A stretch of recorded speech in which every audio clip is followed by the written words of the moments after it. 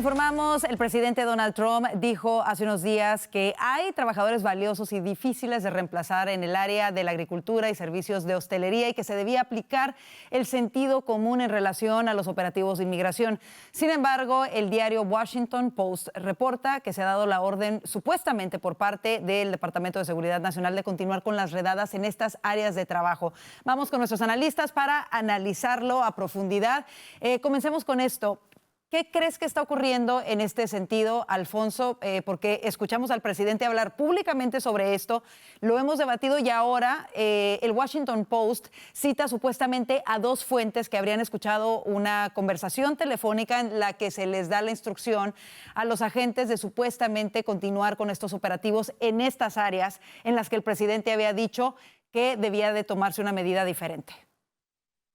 Bueno, es curioso porque esa nota del Washington Post no ha sido corroborada por otros medios, ¿verdad? Entonces no sabemos. Lo que reina claramente es mucha confusión, porque la realidad es que esa nota está corriendo por ahí y la Casa Blanca no está haciendo nada para aclararla.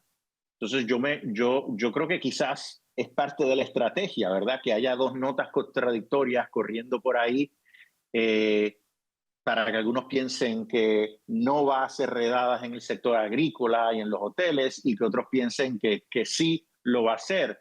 No sé, la verdad es que esto refleja que lo que yo he dicho, que hay una batalla campal dentro de la administración entre los que creen, como yo, que sí tiene que haber un esfuerzo de deportación, pero que se enfoque en los criminales serios, en los que tienen órdenes de deportación y en aquellos que llevan mucho tiempo recibiendo beneficencia social y no están trabajando. Aquellos que llegaron a los hoteles pagados por el gobierno en las ciudades y se han quedado ahí, no están trabajando, pues esos que se vayan. Pero yo creo que nuestra economía necesita los inmigrantes, particularmente en esos sectores, construcción, agricultura, hoteles, restaurantes, definitivamente. Pero hay otro sector que sabemos que es encabezado por Stephen Miller, que son los restriccionistas que desde décadas piensan que la única solución para todos los problemas en el país es sacar a los ilegales del país. Y eso realmente es una visión muy superficial de la inmigración. Entonces yo creo que eso es el conflicto que estamos viendo y me parece que la Casa Blanca no está dando claridad y obviamente eso genera pues mucho desasosiego, mucha preocupación en la comunidad. Yo vuelvo a decir, es importante establecer unas prioridades. Me parece que lo que dijo el presidente la semana pasada era lo correcto. Ojalá gente como Stephen Miller pues lo escuchara y en vez de obstaculizar al presidente, pues facilitara lo que el presidente quiere hacer. Claro, y lo que escuchábamos, las palabras que escuchábamos del presidente Trump la semana pasada, curiosamente se dieron después de que él sostuvo una reunión con la secretaria del Departamento de Agricultura de los Estados Unidos, la secretaria Rawlings, y ella ha estado en contacto directo precisamente con rancheros, ganaderos, agricultores, con gente de diferentes industrias que se han visto afectadas por estos operativos de inmigración. Ella ha transmitido al presidente en diversas ocasiones la preocupación que hay en estos sectores y cómo se están viendo afectados. Ahora, la pregunta, Vanessa, es, escuchamos las palabras del presidente, él lo dijo de una manera firme y lo dijo de una manera empática, con simpatía, incluso utilizó el ejemplo de que gente ha estado trabajando por años y sus empleadores los aman, así lo dijo, y dijo, y es difícil reemplazarlos. ¿Por qué entonces de pronto vemos que sucede lo contrario tan solo unos días después? ¿Y cuál es el reto para el presidente Trump de enfrentar a ese sector más restriccionista dentro de su administración? Vanessa. A ver, yo creo que yo como tomo esto, si tenemos una nota de solo un periódico, que es el único, reportando algo que no sabemos, como la otra nota que sí fue el presidente hablándolo, que sí supimos que había un memo, y no tenemos confirmación de la nota del Washington Post acerca de que se revirtió eso, pues yo tendería a dudar de la nota del Washington Post porque hasta ahora no hay confirmación. ¿Qué es lo que creo yo?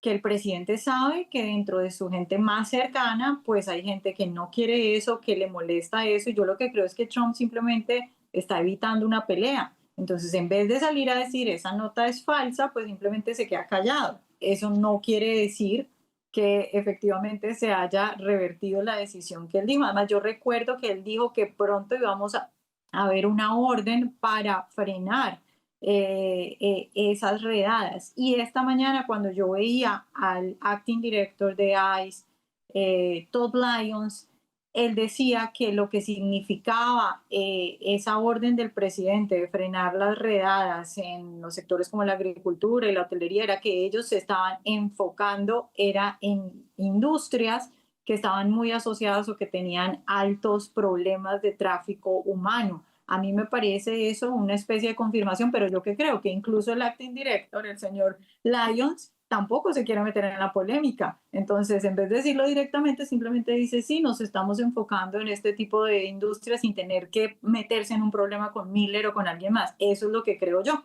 Y en cierta medida, si me pongo en los zapatos del presidente, pues hasta me parece inteligente porque él dirá, tampoco me quiero echar, recordemos que no es solo Miller, también hay una base votante del Partido Republicano que piensa como ellos. Entonces, yo creo que está intentando contentar a los demás, pero yo más bien dudaría de la nota del Washington Post.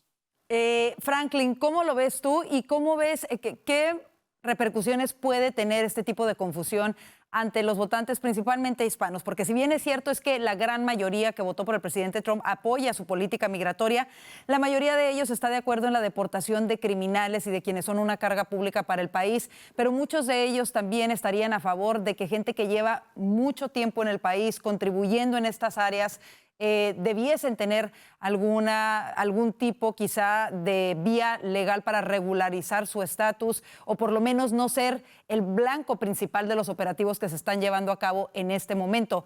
¿Cómo lo ves y qué repercusión crees que pueda tener esta falta de claridad en este sector de votantes? Mira, el tema de la falta de claridad o al menos firmeza en cuanto a políticas públicas está siendo algo un poco, no quiero decir común, pero familiar dentro de la administración Trump. Y tiene que ver con la pluralidad ideológica que existe aquí. Recordemos que Donald Trump para ganar la elección se alió con personas como Kennedy, que inicialmente era un candidato demócrata y después un candidato independiente, con Tulsi, una ex demócrata. Tienes a personas como Marco Rubio que históricamente se habían visto o se habían reconocido como ser del establecimiento político, incluso algunos lo acusan de ser neoconservadores, o tienes a Stephen Miller, y así es una pluralidad, una coalición política sumamente plural. ¿Qué lleva a esto? En el caso de Venezuela tienes a Grenell, que tiene una postura diferente a Marco Rubio. En inmigración pareces tener a Stephen Miller, que tiene una posición quizá ya hasta distinta al propio Trump o a otras personas dentro de su administración. No tengo dudas que con el conflicto del Medio Oriente o Irán seguramente también hayan posiciones un poco contrapuestas y yo creo que esto que estamos viendo de reanudar o no las redadas en las zonas de agricultura o la industria de hoteles es una variante más. Hay una división que existe, pero al final yo creo que reinará el sentido común. ¿Cuál es el sentido común? Más allá de la ideología o el partido político de cada quien o las promesas de campaña. Si nos vamos al sector de agricultura, el 70% de los trabajadores allí son hispanos y más de la mitad de ellos, que son hispanos, están sin un estatus legal.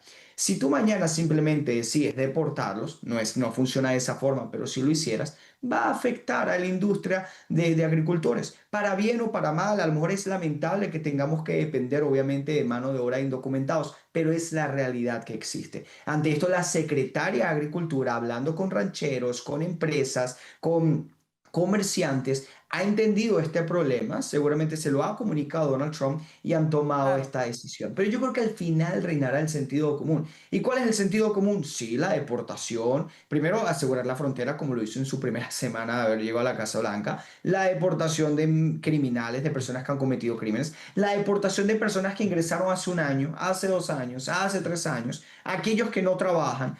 Pero yo sí creo que se le dará algún tipo de alivio y creo que sucederá a los trabajadores que tienen 10, 15 años acá y trabajan 50 horas en un rancho en California, por ejemplo. Claro, por supuesto. Y bueno, ojalá que así sea y ojalá que pronto podamos escuchar una acción en firme para ello que de alguna manera disperse todas estas dudas que hay al respecto. Rápidamente se nos está terminando el tiempo. En 30 segundos quiero que abordemos este segundo tema. Quizá da para más y lo podemos analizar los siguientes días, pero es que el director del FBI, Kash Patel, entregó un reporte anoche al Congreso, un informe de inteligencia que plantea la posible preocupación de que China hubiera producido en masa permisos de conducir estadounidenses falsos con el propósito de llevar a cabo un plan para secuestrar las elecciones de 2020 con votos falsos por correo a favor del presidente demócrata Joe Biden. Yo sé que es un tema delicado, pero rápidamente, si podemos, en 30, 40 segundos cada uno, dar sus impresiones sobre este informe, comenzando contigo, Alfonso. Bueno, llegó otro escándalo. Esto confirma y valida información que estaba recibiendo a través de whistleblowers el senador Grassley. La pregunta aquí es, ¿por qué el FBI no le prestó atención a este informe y llevó a cabo una investigación, verdad?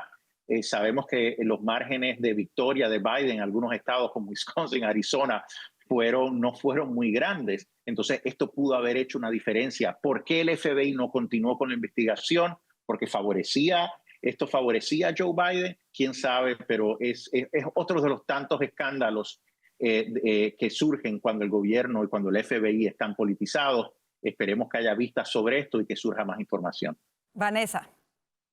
Pues yo creo que uno de los beneficios de tener a alguien como Kash Patel en el FBI, ¿no? Estas personas que vienen de afuera y con tanta fuerza y con tantas ganas de mostrar ciertas cosas que para muchos son teorías de conspiración, son locos, cualquiera que incluso duda. Entonces yo creo que pues muy interesante ver esto, la investigación, sea lo que sea, que termine saliendo muy interesante que se investigue y a ver en realidad qué fue lo que sucedió. Claro, y ver qué más se puede descubrir. Y cerramos contigo el tema, Franklin. Mira, aquí hay un dato que a mí me ha llamado sumamente la atención. Tan solo en el año 2020, aduanas y control fronterizo logró retener 20.000 identificaciones de conducir falsificadas, de personas que venían a los Estados Unidos. Eso fue lo que se retuvo, pero siempre nos puede dar una idea de cuántas personas realmente, de una forma exitosa, pueden lograr a falsificar estas identidades. Y una persona puede decir, bueno, 20.000, eso es poco, ¿cuántas podrán haber sido? En Georgia, una elección cerrada se define por 10.000 votos. Eso es del calibre de lo cual estamos hablando. Es gravísimo, no hay que especular, digo, pero esperemos una investigación mucho más profunda porque por lo menos requiere una investigación y una discusión al respecto. Por supuesto, y con eso cerramos el panel porque se nos acabó el tiempo. Como siempre, un gustazo escuchar sus puntos de vista sobre estos temas que nos afectan a todos. Gracias, Franklin Camargo, Vanessa Vallejo y Alfonso Aguilar, por estar con nosotros en el panel de hoy. Y gracias a ustedes por su preferencia. Los invitamos a seguirnos a través de nuestras redes sociales que van a aparecer en pantalla. Y no olvide suscribirse a nuestro canal de YouTube. Nos encuentra como @VozMedia. Que tenga una excelente noche y si Dios lo permite, les esperamos mañana. Bendiciones.